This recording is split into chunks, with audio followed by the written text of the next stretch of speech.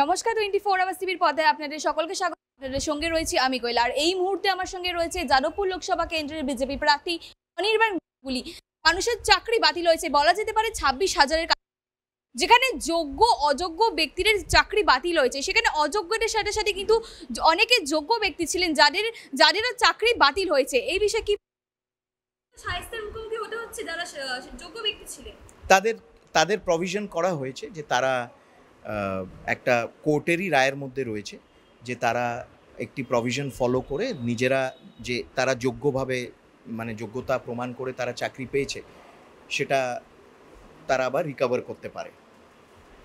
ভোটের মুখে এমন কলকাতা হাইকোর্ট থেকে এরকম নির্দেশ দেওয়া হলো, তবে ভোটে কি কোনো রকম প্রভাব পড়তে পারে এই নির্দেশের কারণে? না, মানুষ সেটা ঠিক করবে, মানুষ বিচার করবে। কেন যারা এত লক্ষ লক্ষ চাকরি যারা পরীক্ষা দিয়েছে তারা পায়নি এবং অন্যরা যারা পেয়েছে এবং যারা এফেক্টেড হয়েছে, যারা এদেরকে প্ররোচনা দিয়ে এইভাবে তাদের সাথে প্রতারণা করেছে, তাদের বিচার হওয়া উচিত এবং তাদের বিচার এই ভোটের মাধ্যমেই হবে। মুখ্যমন্ত্রী বলছেন যে এই রায় বেআইনি, বিজেপির কথা এই রায় হয়েছে, ওনাকে ডিসমিস করে দেওয়া উচিত। উনি জুডিশিয়ারির সম্বন্ধে একটা হাইকোর্টের রায়ের সম্বন্ধে এই ধরনের কথা বলছে, হাইকোর্ট স্ট্রং কগনিসেন্স নিয়ে ওনাকে শোকজ করা উচিত এবং ওনাকে মুখ্যমন্ত্রী হিসেবেই ডিসমিস করে দেওয়া উচিত। She has no right to continue. তার যদি জুডিশিয়ারির ওপর কোনো ফেথ নেই তো চেয়ারে বসে আছে কেন? ছেড়ে দিক। তিনি আরো বলছেন যে চাকরি দেওয়ার ক্ষমতা নেই, অবশ্য চাকরি নিয়ে নিচ্ছে মানুষের কাছ থেকে, কেড়ে নিচ্ছে। চাকরি দেওয়ার ক্ষমতা কি? উনি তো চাকরি বিক্রি করেছেন। উনি ওনার মন্ত্রীরা ওনার খাস লোকেরা তো চাকরি বিক্রি করেছে। এখনও 14টা পুরসভায় তদন্ত হচ্ছে যেখানে চাকরি বিক্রি করা হয়েছে। রেড চার্ট আছে পুরসভাগুলোতে, সেখানেও তো সিবিআই তদন্ত হচ্ছে। কোন মুখে উনি এই কথাগুলো বলেন? কোন মুখে এই কথাগুলো বলেন? তিনি বলছেন যে রাজ্যটাকে করের টাকা তুলে নিচ্ছে, অথচ রাজ্যকে কোনো রকম টাকা দিচ্ছে না। 3 বছরে 100 দিনের কাজের টাকা দিচ্ছে না। 80,000 ফুড সাবসিডি, 80,000 কোটি টাকা গত 5 বছরে, 5,37 লক্ষ কোটি টাকা, 5.36 লাখ ক্রোর নরেন্দ্র মোদী সরকার দিয়েছে রাজ্য সরকারকে।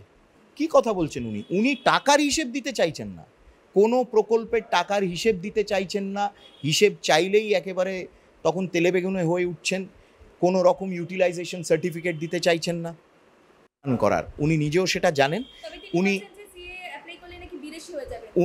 উনি আতঙ্ক ছড়াচ্ছেন, উনি নিজে আতঙ্ক ছড়াচ্ছেন।